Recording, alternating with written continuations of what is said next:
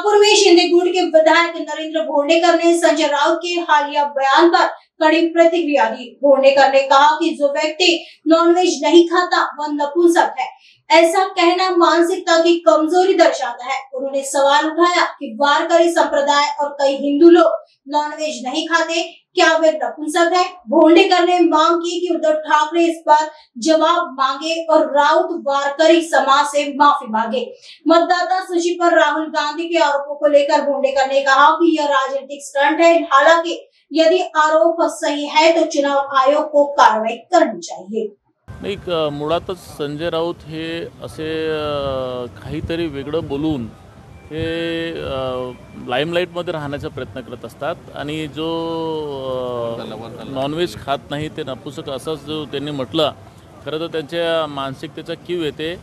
बरेचशा ह्या देशामध्ये जे नॉनव्हेज न खाणारे सुद्धा लोक आहेत, वारकरी संप्रदाय आहे मोठ्या प्रमाणात, तो जो नॉनव्हेज खात नाही म्हणजे ते का नपुंसक आहेत का असं त्यांचं म्हणणं आहे का? हे खरं तर एखादा लोकप्रतिनिधीनं असं संभाषण करणं, असं काहीतरी बोलणं हे सोबत नाही। खरं तर याच्यामध्ये उद्धव साहेबांनी सुद्धा त्यांना आता चांगलं टाईट करायला पाहिजे, त्यांना चांगला जॉब विचारायला पाहिजे। कारण आता श्रावणचे मास सुरू आहे, याच्यामध्ये 1.25 महिना प्रत्येक हिंदू व्यक्ती जो आहे तो नॉनव्हेज खात नाही आहे, तर त्यांना सुद्धा हा त्यांचा प्रश्न लागू होतो का?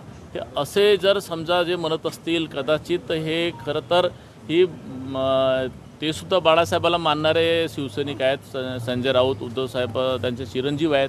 तर हे असे हिंदू धर्माच्या लोकांना जे भावना दुखवतात, मग ते संप्रदायाचे असतील आणि वारकरी असतील किंवा श्रावण मासला मानणारे व्यक्ती असतील, हे सगळ्यांना जर असे शब्द जर वापरत असतील तर खरंच त्यांची जी शिवसेना आहे ते कुठे नेत आहेत हे याच्यावरून दिसतंय। खरं तर त्यांच्या डोक्याचा मला वाटते इलाज व्हायला पाहिजे, उपचार व्हायला पाहिजे। कीच वारकरी संप्रदायच नाही तर संपूर्ण देशाच्या हिंदू समाजाची माफी मागायला पाहिजे। कारण वारकरी समाज तर ते खात नाही, काही लोक खात असतील, पण मॅक्झिमम लोक खात नाही वारकरी संप्रदायामध्ये।